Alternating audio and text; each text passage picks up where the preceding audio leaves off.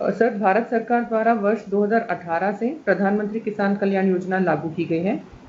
इस योजना के तहत प्रत्येक वर्ष रुपये 6,000 3 समान किश्तों में किसानों के खाते में दिया जाता है। इस योजना के तहत अब तक मध्य प्रदेश में लगभग 78 लाख किसानों के खाते में 8,465 करोड़ का हस्तांतरण किया गया है। इसी योजना को आपके द्वारा आगे बढ़ाते हुए विगत वर्ष सितंबर 2020 से केंद्र शासन के रुपये 6,000 के अतिरिक्त मध्य प्रदेश शासन की ओर से रुपये 4,000 प्रत्येक पात्र किसान के खाते में 2 समान किश्तों में हस्तांतरण करने का निर्णय लिया गया।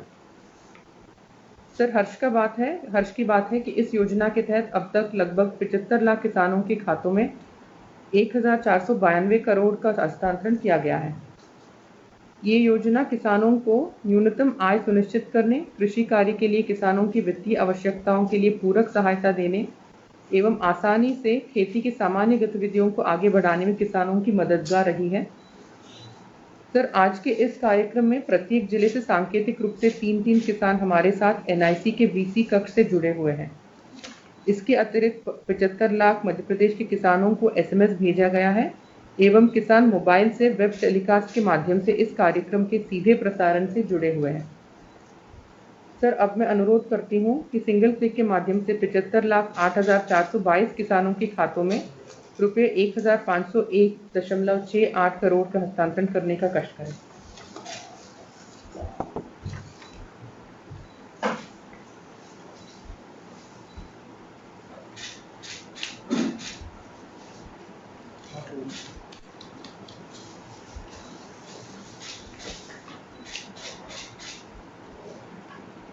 धन्यवाद सर। अब मैं आपको किसानों को संबोधित करने के लिए आमंत्रित करती हूँ।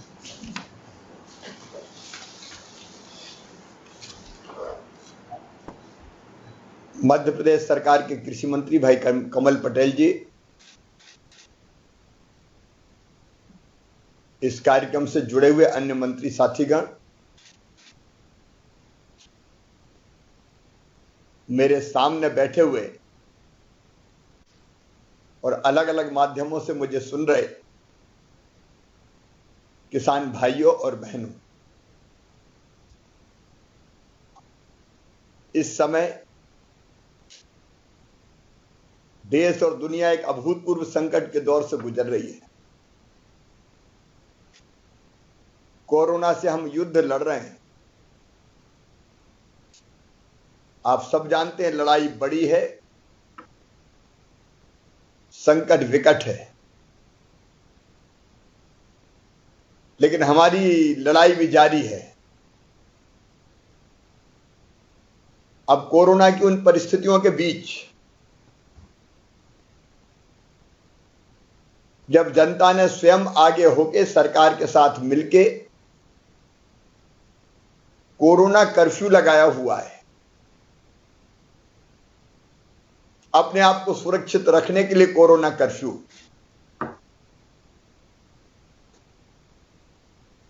ऐसे समय में तब जब सरकार के पास रेवेन्यू आना, टैक्स का पैसा आना आधे से भी कम हो गया है और कोविड के इलाज में आप सब जानते हैं भारी धनराशि हमको खर्च करनी पड़ रही है। वो हमारी प्राथमिकता है। संक्रमित भाई और बहनों का इलाज करवाना वो हमारी ड्यूटी है, हमारा धर्म है। हम हर संभव व्यवस्था उनके लिए करेंगे, लेकिन इतनी कठिन परिस्थितियों में भी मेरे प्रिय किसान भाइयों, एक तरफ हमने खरीदी का अभियान लगातार जारी रखा हुआ है। गेहूं, चना, मसूर उपार्जन का काम लगातार चल रहा है। 90 लाख मीट्रिक टन से ज्यादा गेहूं हम खरीद चुके हैं। 1 लाख मीट्रिक टन से ज्यादा हम चना खरीद चुके हैं। मसूर भी खरीदी जा रही है। इन बेहद कठिन परिस्थितियों में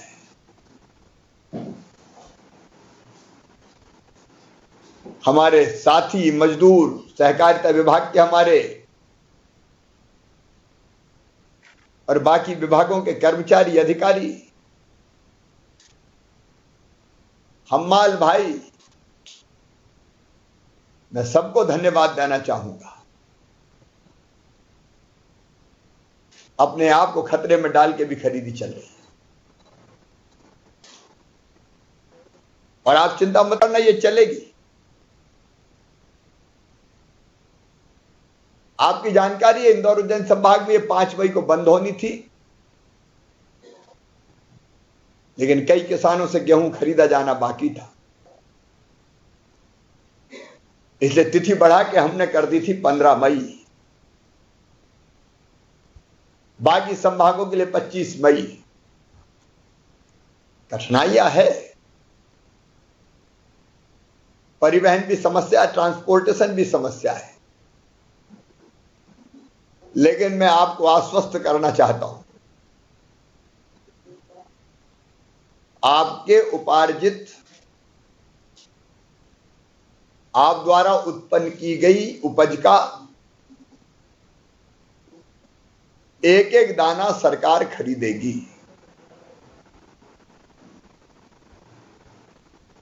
समय पे पैसा आ जाए खरीदी के बाद, कोरोना की परिस्थिति के कारण कुछ कठिनाइयां हैं, लेकिन वो प्रयास भी हम लगातार कर रहे हैं। आप जानते हैं 0% ब्याज पे जो कर्जा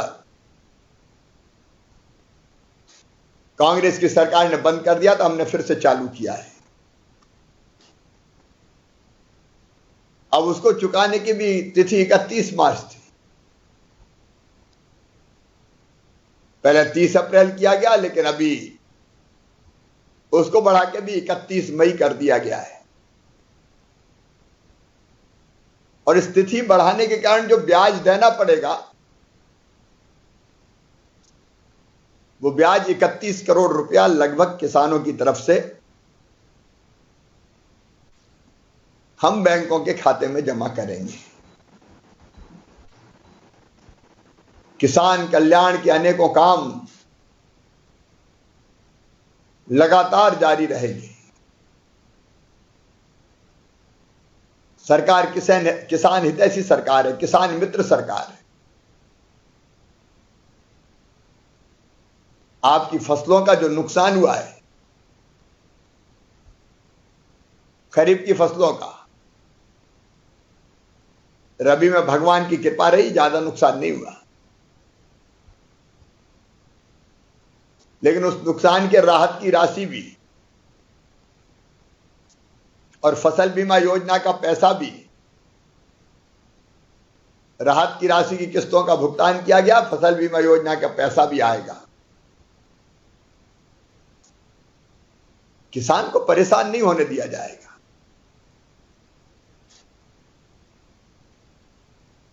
और एक और ऐतिहासिक फैसला किया था हमने, माननीय प्रधानमंत्री जी ने फैसला किया 6,000 रुपया प्रति साल देने का।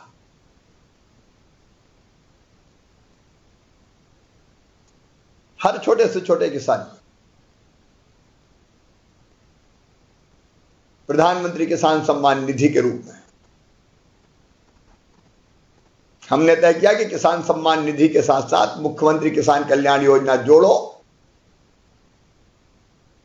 और 4,000 रुपया राज्य शासन की तरफ से डालो। पिछले साल ये योजना चालू की थी, आपको ध्यान होगा। उसके पीछे हमारा लक्ष्य एक ही है, छोटे से छोटे किसान को भी 10,000 रुपए की राशि हर साल मिल जाए। और ये राशि 1 एकड़ का किसान हो, आधा एकड़ का किसान हो, उसको मिलेगी। मैं जानता हूं छोटे किसान के लिए वरदान है ये योजना। रजिस्ट्रेशन करवाने वाले 24 लाख से ज्यादा है। मतलब खरीदी का लाभ भी ज्यादा से ज्यादा मिलेगा तो इतने किसानों को मिलेगा। हमारे छोटे छोटे किसान भाई अपने घर में खाने के लायक पैदा कर पाते हैं, बहुत ज्यादा बेच ही नहीं पाते। और इसलिए उन छोटे किसानों के लिए 10,000 रुपया सालाना सचमुच में वरदान है।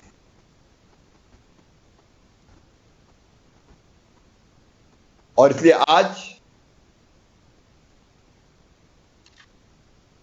75 लाख से ज्यादा किसानों के खाते में सिंगल क्लिक के माध्यम से ये राशि, मैंने 1500 करोड़ रुपए से ज्यादा की राशि आज उनके खाते में डाली है। ये राशि सिंगल क्लिक के माध्यम से आपके खाते में पहुंच रही है।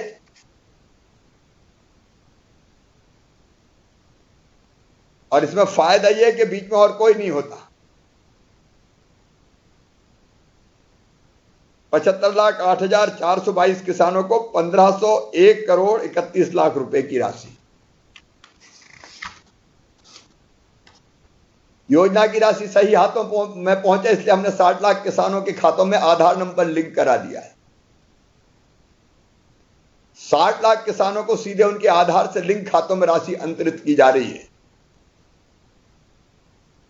शेष बचे 15 लाख किसानों को पुराने खाते में ही राशि भेजी जा रही है।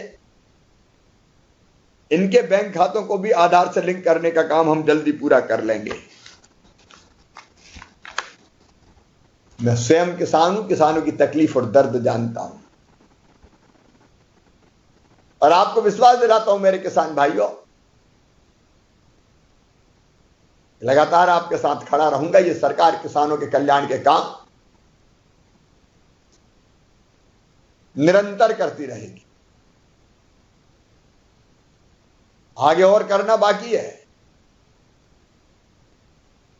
लेकिन आगे की चर्चा आगे करूंगा। आज थोड़ी कोरोना पर बात करना चाहता हूं। अब गांव गांव में मुझे सुन रहे होंगे,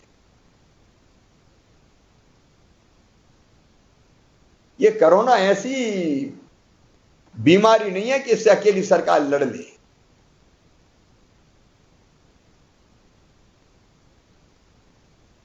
कोई ऐसी बीमारी होती जो संक्रामक नहीं होती, फैलती नहीं एक से दूसरे में,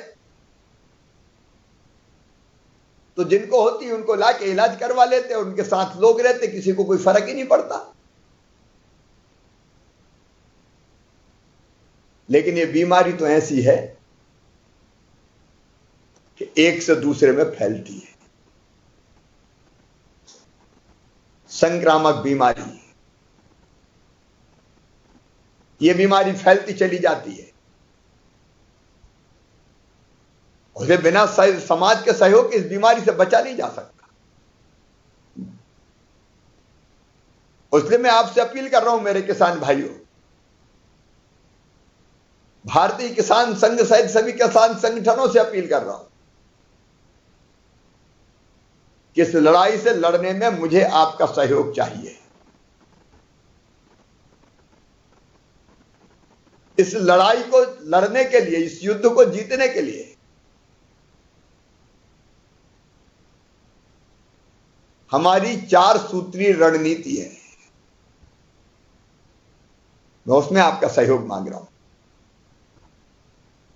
रणनीति का पहला सूत्र है, संक्रमण की चैन तोड़ो। चैन तोड़ने का मतलब मिलना जुलना बंद करो, आना जाना बंद करो, भीड़ नहीं लगाएंगे, अत्यंत आवश्यक होगा तो मास्क लगाएंगे, दूरी बनाएंगे, हाथ बार बार साफ करेंगे।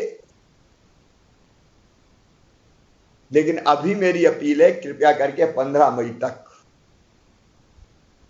जिसका नंबर उपार्जन के लिए आए वो ही सावधानी के साथ जाए। एसएमएस जब आए, बाकी कोई ना निकले बाहर। अपने घरों में रहो भैया, ये कोरोना ऐसी बीमारी जिसको बाहर निकल के नहीं जीता जा सकता, जिसको घर पर रह के जीता जा सकता है। इसलिए कोरोना कर्फ्यू का पूरी तरह से पालन कीजिए, घर में रहिए, सुरक्षित रहिए। गांव में कोरोना कर्फ्यू लगाया आपके, गांव से कोई बाहर नहीं जाएगा, बाहर का आदमी कोई गांव में नहीं आएगा। अत्यंत आवश्यक कोई आने वाला तो पूरा चेक करके ही अंदर जा पाएगा। उसका टेम्परेचर, उसके बाकी मापदंड कहीं संक्रमित तो नहीं है। अगर हम बाहर नहीं निकलेंगे तो नहीं फैलेगी, हमको भी नहीं लगेगी। लेकिन आप निकले और भीड़ में चले गए और असावधानी रही तो कोरोना आपको पकड़ लेगा। इसलिए पहली चीज, ना आएंगे ना जाएंगे, कोई शादी ब्याह नहीं भैया। अभी मई में शादी विवाह रहने दो, जून में कर लेंगे। और जून में भगवान ने परिस्थिति अनुकूल बनाई तो मामा भी वर्चुअली कई शादियों में शामिल हो जाएगा। लेकिन मई में शादी नहीं करेंगे। गांव में समझा दो आप। हम लोग कहते हैं 10 लोगों की अनुमति दे दो, 10 लोगों में कर लेंगे। कोई शादी 10 लोगों में होती क्या? भराती घराती इकट्ठे होते हैं तो 150 तो हो ही जाते हैं। और फिर कई परिवार के परिवार पूरा संक्रमित हो गए, संकट में फंस गए।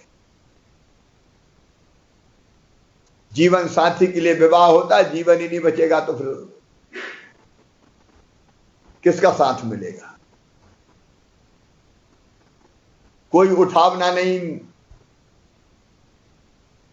कोई सार्वजनिक कार्यक्रम का सवाल ही नहीं। और गांव में भी पूरी सावधानी से मास्क लगा के। अब तो वैज्ञानिक कह रहे हैं कि पहले ये छींकने से और खांसने से इसका वायरस आता था। अब तो ये बड़ी देर तक हल्का हवा में रहता है, तो मास्क नहीं लगा तो ये 2 ही तरीके जाने के, या तो नाक से अंदर घुसेगा या मुंह से अंदर घुसेगा।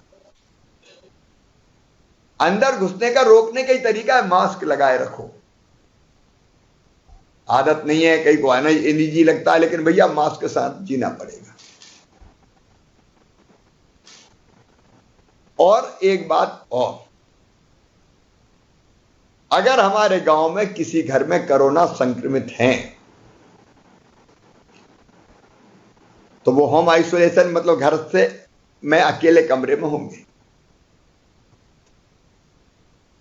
परिवार को भी समझा दीजिए, आपकी भी जवाबदारी है साहब, कि अकेले में रखें। परिवार के सदस्य भी उनसे ना मिले, वो मिलेंगे तो सब संक्रमित हो जाएंगे जितने मिलेंगे। रोटी परोसते भी नहीं जाना। वैसे तो मेरे सब भांजे भांजी, लेकिन कार्तिकेय मेरा बेटा वो भी संक्रमित हुआ था। कमरे में, एक कमरे में बंद रहा, बाहर से जरा सा दरवाजा खोल के थाली सरकाते थे बस। इस समय वैसा प्रेम करने का समय नहीं है, प्रेम दिल में होता है। और अगर घर में जगह ना हो तो घर में मत रखो, कोविड केयर सेंटर में रखो। चाय, नाश्ता, भोजन, पानी, डॉक्टर, दवाई, सब व्यवस्था। गांव के पंचायत भवन में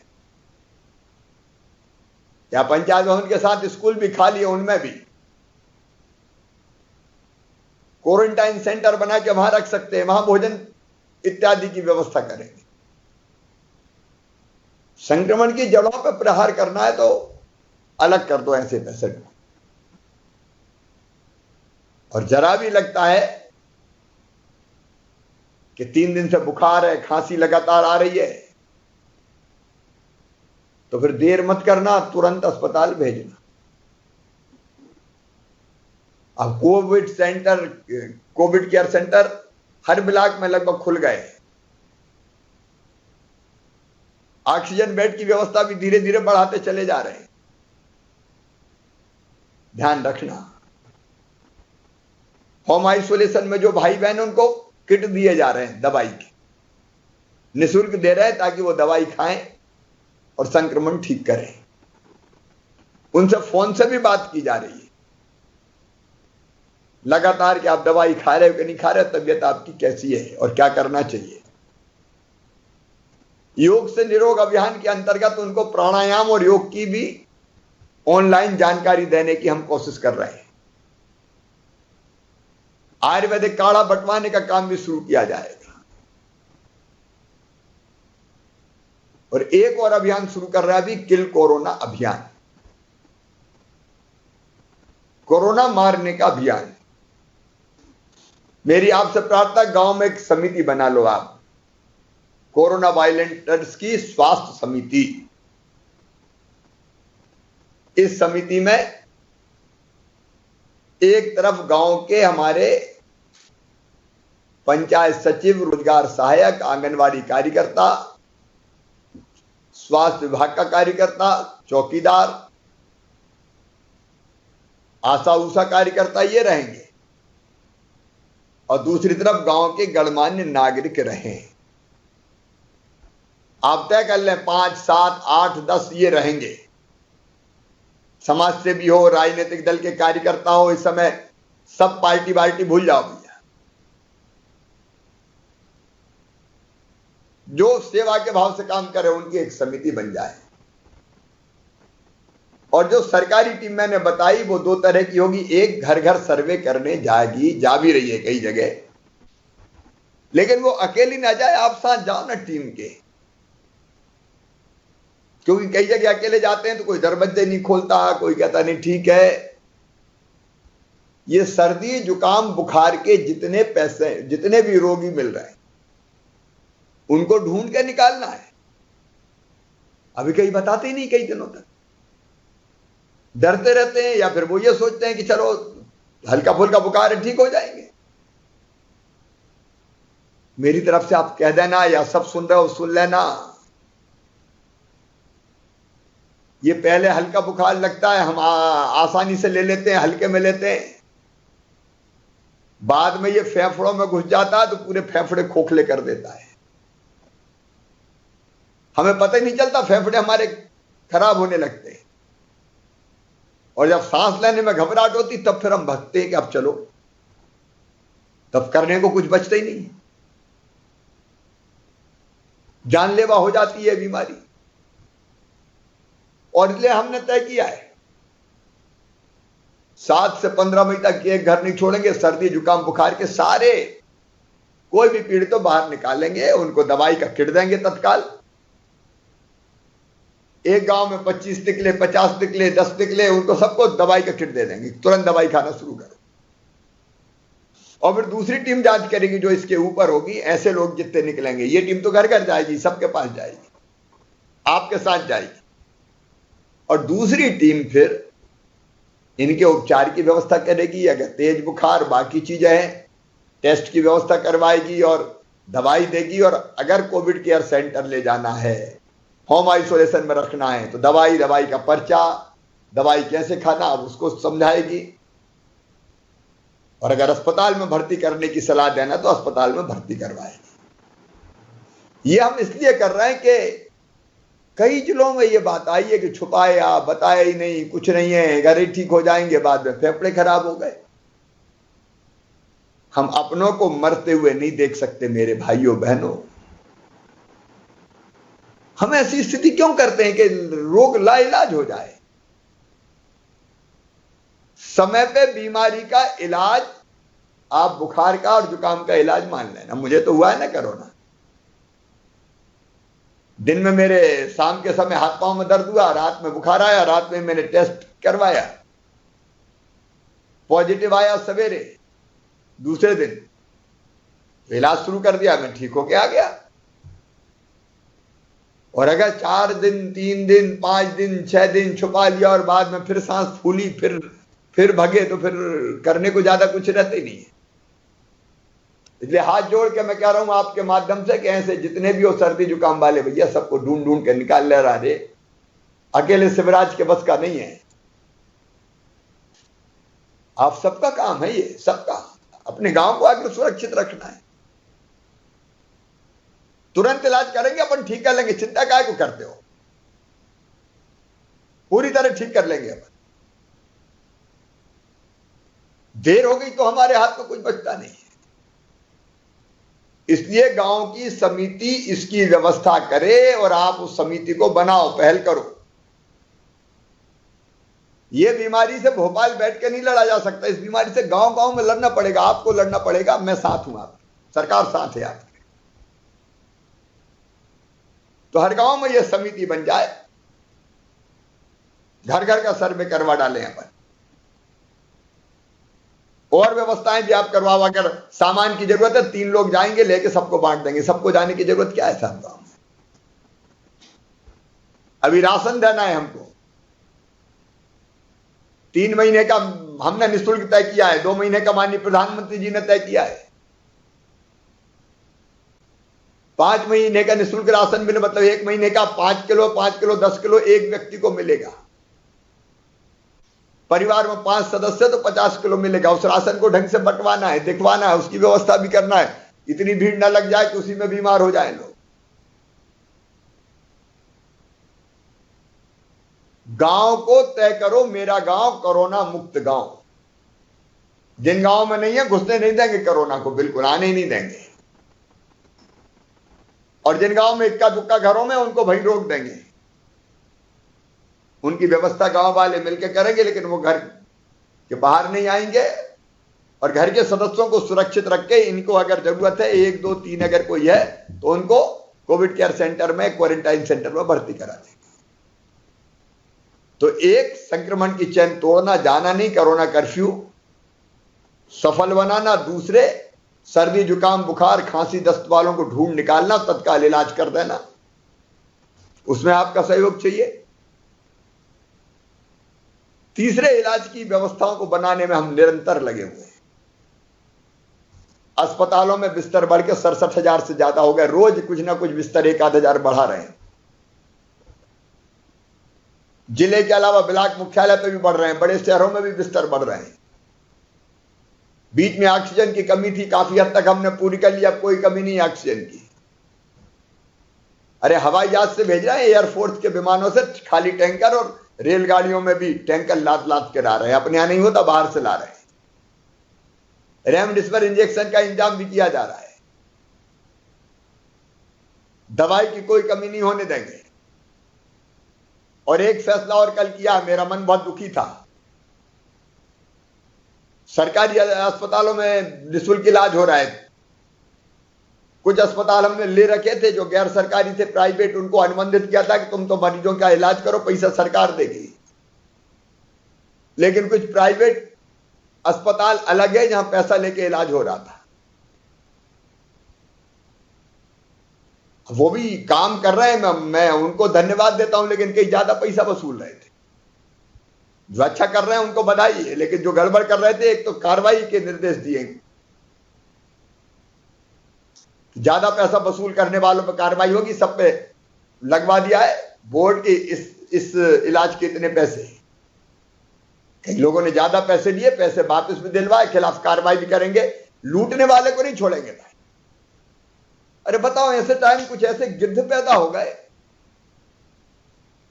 जैसे ढोरों का मांस नोचते वैसे जनता को नोचने लगे। इंजेक्शन की कालाबाजारी, नकली इंजेक्शन दे देंगे। इनको सीधे रासुका में जेल भेज रहा हूं, चक्की पिसवाऊंगा जिंदगी भर। कार्रवाई शुरू हो गई, किसी बेईमानी करने वाले को नहीं छोड़ेंगे। लेकिन एक व्यवस्था और, जो निजी अस्पताल है अनुबंधित के अलावा, उन निजी अस्पतालों में भी कोरोना का इलाज गरीब किसान आम आदमी का निःशुल्क किया जाएगा। अब पैसे हम देंगे। आयुष्मान भारत योजना में एक पैकेज था, उसमें पैसे कम पड़ रहे थे तो हम 40% बढ़ा दिया, और सब अस्पतालों से कहा कि ये पैसा लो सरकार से और कोरोना का निःशुल्क इलाज करो। जनता से पैसे नहीं लेना है। सिटी स्कैन की अलग से व्यवस्था कर रहे हैं हम। 1-2 दिन में वो पूरी व्यवस्था सेट हो जाएगी, 2-3 दिन में। सब अस्पतालों से संपर्क कर रहे हैं कि ये पैकेज हमारा, ये पैसा लो, और गरीब किसान मध्यम वर्गीय से पैसा मत वसूलो। हाँ, बहुत बड़े लोग हैं, वो अपना पैसा देके कुछ अस्पताल फ्री रहेंगे, उसमें भले इलाज।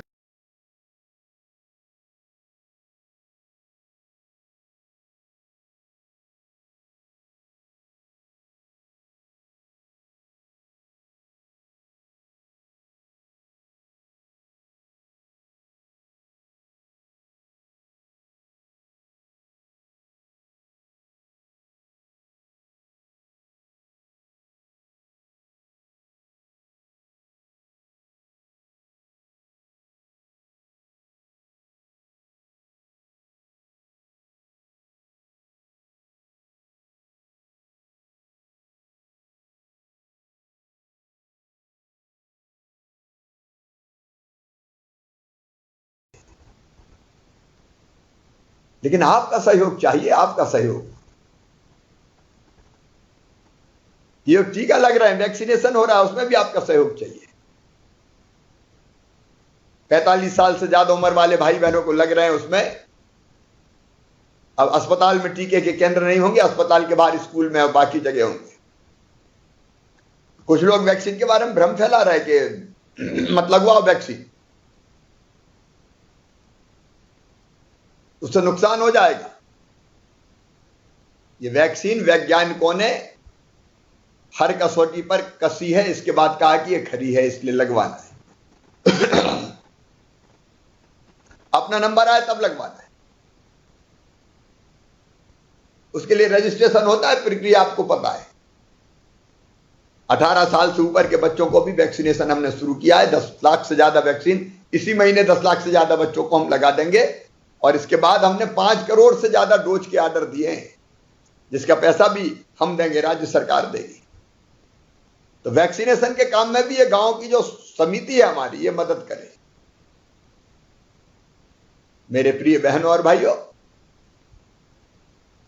मेरे बेटे बेटियों, इस कठिन समय में मिलके लड़ना है, हिम्मत नहीं हारना है, हौसला नहीं तोड़ना है, और मिलके कोरोना को हराना है। पूरा विश्वास है। ये थोड़ी अंधेरी रात आज दिखती है, लेकिन मध्य प्रदेश में स्थिति सुधरती जा रही है। हमारे यहां पॉजिटिविटी रेट 25% पहुंच गया था, अब घट के 18% के नीचे आ गया। 17%, 18-17 के बीच में हो गया, और घटाते जाएंगे इसको तेजी से। रिकवरी रेट बढ़ रहा है हमारा, मतलब स्वस्थ होने वालों की संख्या बढ़ रही है लगातार। आज हमारे यहां कल रात तक 11,700 पॉजिटिव केस आए। कई राज्यों में तो 40, 50, 60 हजार आ रहे हैं एक एक दिन में। पहले मध्य प्रदेश 7वें नंबर पे था बड़े राज्यों में, अब बड़े राज्यों में अंतिम पायदान पे पहुंच गए। 15-16 बड़े राज्य माने जाते हैं, उनमें मध्य प्रदेश का नंबर अब 14वां है। हम बहुत बेहतर स्थिति में आए, लेकिन जरा भी असावधान हुए तो फिर वैसी की वैसी स्थिति हो जाएगी, सब गुड़ गोबर हो जाएगा। ये सावधान रहना है, गांव गांव को समिति बनाना है, आपको भी शामिल रहना है, और कोरोना से लड़ने की जो मैंने योजना बनाई है उस योजना में शामिल होना है। आप मेरा साथ दोगे तो हम जीतेंगे, कोरोना हारेगा। आज जिन किसान भाइयों के खाते में पैसा डला है, लगभग सब किसानों के खाते में, उनको बधाई। हमेशा किसानों के साथ ये सरकार खड़ी है। मैं आपके साथ हूं, आपके लिए हूं। बहुत बहुत धन्यवाद।